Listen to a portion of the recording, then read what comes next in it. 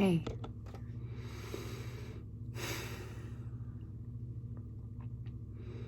Considering negative thoughts, having negative thoughts, being in a place of negativity, and harkening back to the video I posted yesterday called Look Up, and taking that advice to myself, I was feeling shitty and thought, look up. And so I did, metaphorically. I looked up and came to kind of a different sort of frequency of thoughts and just felt myself expand and expanding that perspective. And a thought that entered at that point was, think nobler thoughts. And I was like, ooh, that starts to get a little tricky, like starts to feel like spiritual bypassing, as far as like our thoughts become things. So only think good thoughts and control your thoughts and force your thoughts to be positive and only focus on the positive, and you can't look at the negative. And in that moment, I was just considering my journey since the Wild Way Home, even really my journey since I started this YouTube channel, and kind of the difference in my first videos and how my videos have progressed along the way. And I thought, oh, what I've actually been doing is just integrating the feminine into my experience. Because as far as these things go, energetically, the masculine is light, is yang energy, is all of these bright, light, shiny, yangy emotions, like happiness. I would say not that happiness is only a masculine emotion, just that this idea of light and high vibration and action and all these things and sort of positivity in that kind of way, almost an aggressive positivity, is very much the masculine, and that the feminine is the moon, is darkness, is chaos, is grief, is that detritus and compost from which things grow with the help of the light. Like, there's another great metaphor. The earth. The earth is the feminine. The earth is the mother goddess. The sky is the father, and this idea of like heaven.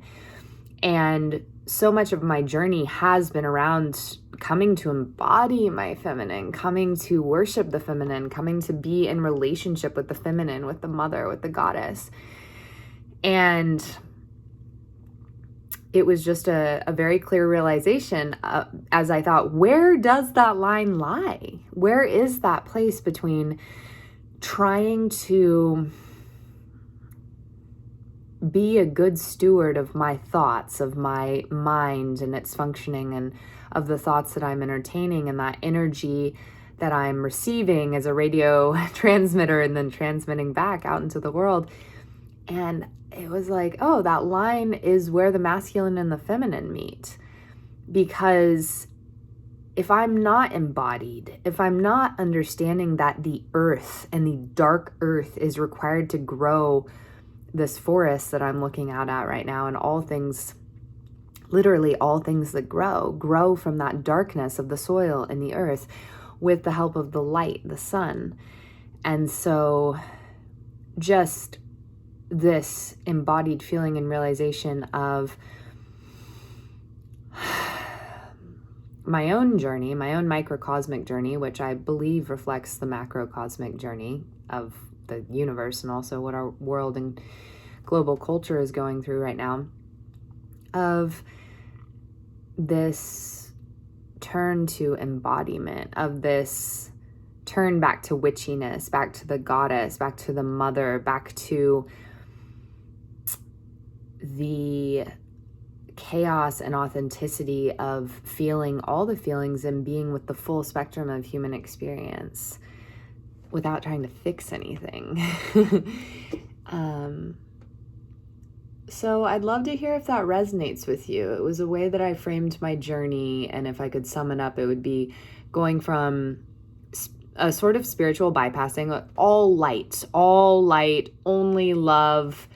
And by love, I don't mean like a loving, accepting energy towards everything. I mean, only think thoughts of love, like, good good content, light content, positive thoughts.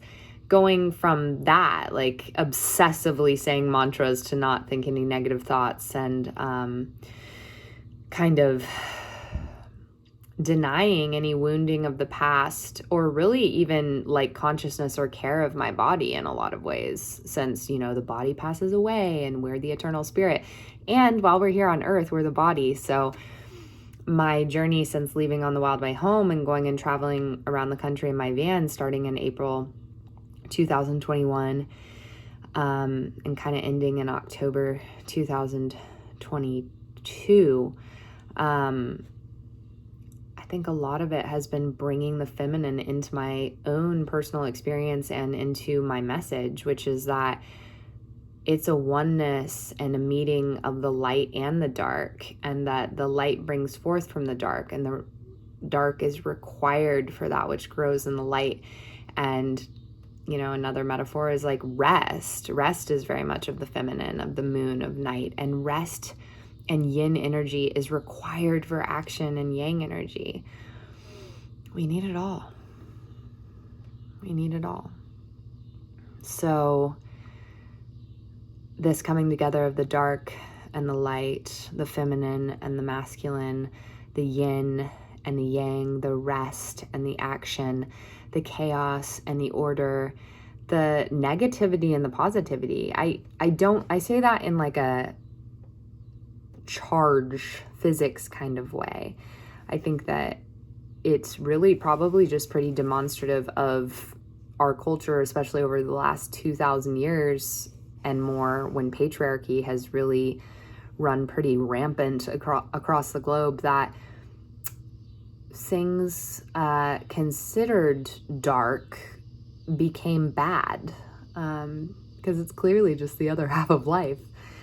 So anyway, those are my thoughts for tonight, and I'm hoping that as a microcosm, I am, and my journey and sharing my journey of beginning to integrate feeling the feelings and embodiment and rest and sensuality and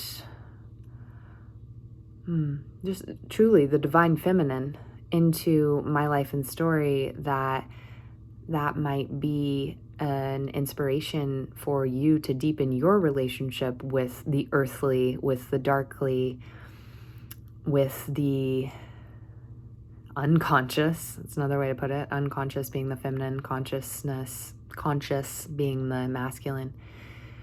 And start to really integrate those energies, as it is that meeting place that makes, literally that meeting place, and that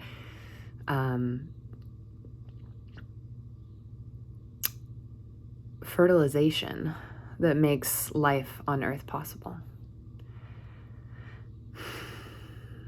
To the meeting of the divine feminine and the divine masculine here on earth. Good to see you here.